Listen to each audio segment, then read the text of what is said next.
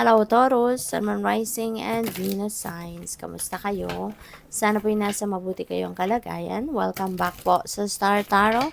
At kung bago kayo rito, welcome din po kayo. Please subscribe, like, share my videos, and leave me a comment kung nakaresonate po kayo. Thank you. So, first card po ninyo, we have the King of Swords. Ayan. So, si King of Swords is someone na nasa position of authority, no?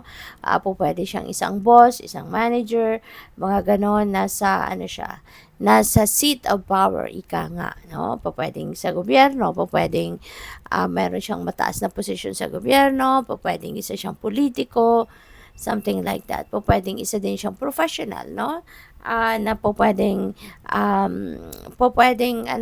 pwedeng someone, no, na nagbibigay or makapagbibigay sa iyo ng professional advice, no? Pwedeng ganun siya.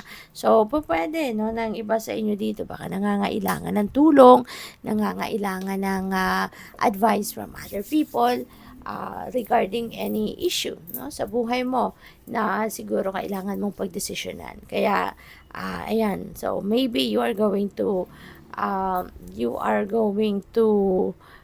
reach out, no, to someone na katulad ni King of Swords, na siya yung makakapagbigay linaw sa iniisip mo, okay, or pinagpapalanuhan mo.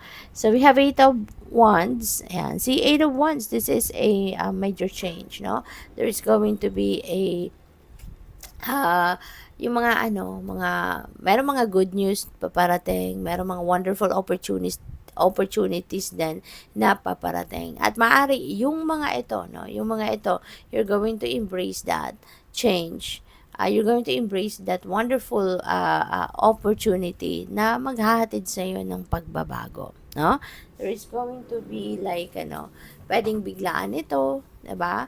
Pwedeng opportunity ito na yung hindi mo mahihindian, nung hindi mo masasabing, bukas ko na to titignan, sa isang mga araw na, sa makalawa na, 'di ba? Parang hindi, parang you can't resist this opportunity, no? Kaya bigla maaari din na magbago ang buhay mo once na you implement this change, no? This opportunity for change sa buhay mo.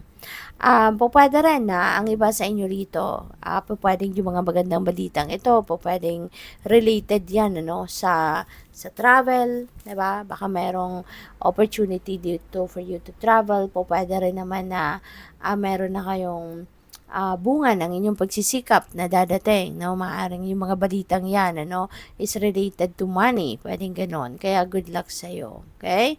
So, what else? We have the Queen of Wands. Ayan. So, you know what, Taurus?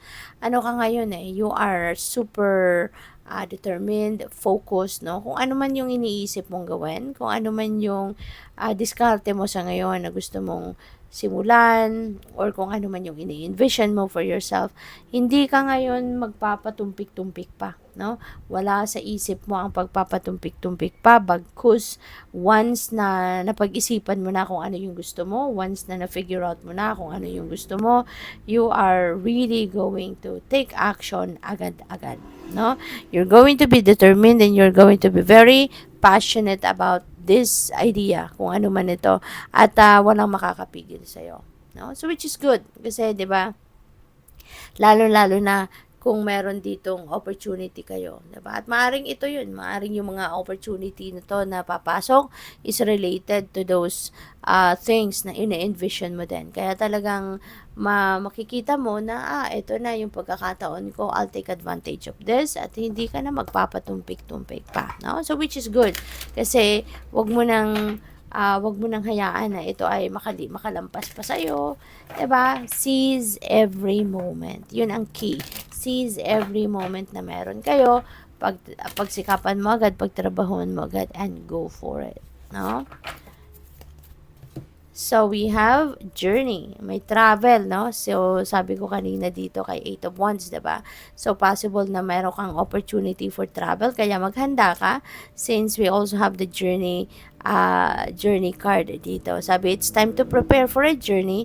It may be impromptu or planned. Okay? Po pwedeng biglaan daw siya. Po pwedeng planado mo na. Matagal na itong nakabook. Parang ganon. So, either way, make sure you're ready when the time comes. Okay? So, pack your passport now. So, possibly, na yung travel na to is international travel, no? Kasi kailanganin mo ng passport. So, good luck sa'yo. Have fun, okay? So, we have asked for help. Angels are celestial beings who protect everyone. And the fairies say now is the time for you to ask for angelic assistance. So, yun. Huwag kayong magdalawang isip, no? Iniimbitahan na kayo ng mga angels mo na humingi ka ng tulong, no? You need to ask for help, no? You need an angelic assistance sa ngayon. Kaya, huwag kang magdalawang isip, no? When kapag naririnig mo na mayroong nang bumubulong sa'yo, diba? Na humingi ka na ng assistance, huwag kang mahihiya. You know, your guardian angels are always there for you and with you. Lagi siyang nandiyan, no? Yung mga guardian angels natin, lagi silang nandiyan, naghihintay lang yan na tawagin natin. Okay? But they are always there. Alright?